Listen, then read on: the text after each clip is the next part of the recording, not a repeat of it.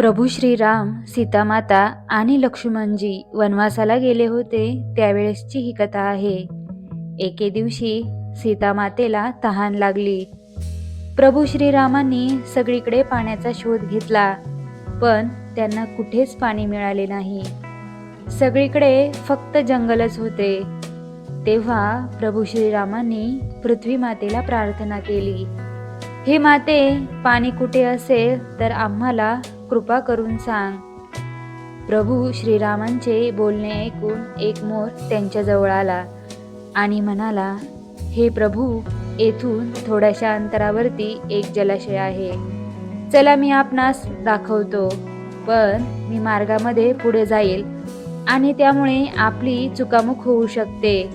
म्हणून मी मार्गामध्ये एक एक पंख टाकतो. त्यामुळे आपणास मार्ग सापडेल आणि आपण जलाशयापर्यंत पोहोचाल. आपणास माहीत आहे की एका विशिष्ट काळामध्ये मोराचे पंख आपोआप गळून पडतात, परंतु मोराच्या मनाविरुद्ध पंख तोडले तर त्याचा मृत्यू होऊ शकतो. मोराचे देखील असेच झाले. मोराचे पंख निघत होते, त्यामुळे त्याचा मृत्यूकाळ जवळ आला होता. तो मोर म्हणाला, मी किती भाग्यवान आहे, जो भगवान परमात्मा सगळ्यांची तहान भागवतो. त्याची तहान भागवण्याचे सौभाग्य मला प्राप्त झाले. माझे जीवन धन्य झाले. आता कोणतीच इच्छा माझी मागे राहिली नाही. प्रभू श्रीराम त्याला म्हणाले, हे मोरा, तू माझ्यासाठी तुझे पंख तोडून रस्त्यामध्ये टाकलेस, त्यामुळे तुझे माझ्यावर ऋण झाले आहे आणि आपला ऋणानुबंध तयार झाला आहे. तुझे हे ऋण मी पुढच्या अवतारामध्ये म्हणजेच कृष्ण अवतारामध्ये फेडीन, तुला माथ्यावर धारण करेल. त्यानुसार पुढील अवतारात, कृष्ण अवतारात, त्यांनी आपल्या माथ्यावर मयूरपंख धारण करून त्या मोराचे ऋण उतरवले. तात्पर्य असे आहे की भगवान परमात्म्याला देखील मागील जन्मातील ऋण पुढील जन्मामध्ये फेडावे लागले.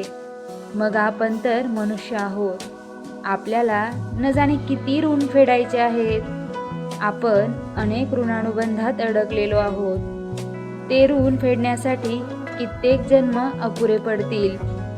अर्थात आपणास जे काही भले करायचे आहे ते आपल्याला या जन्मात करायचे आहे, कारण पुढचा जन्म कोणता असेल ते आपणास माहीत नाही आणि मनुष्य जन्मामध्येच ऋण फेडता येते.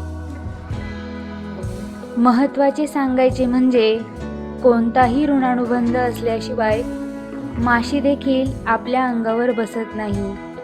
मागील जन्माचे ऋणानुबंध आहेत, म्हणून आपल्याला या जन्मामध्ये पती, पत्नी आणि इतर नातेवाईक भेटतात.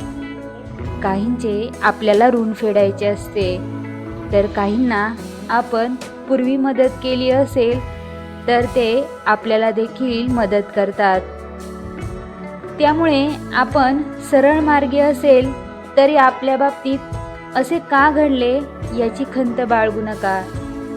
कारण समर्थ रामदास स्वामी म्हणतात, मनात वाची रे पूर्वसंचित केले, तयासारखे भोगणे प्राप्त झाले.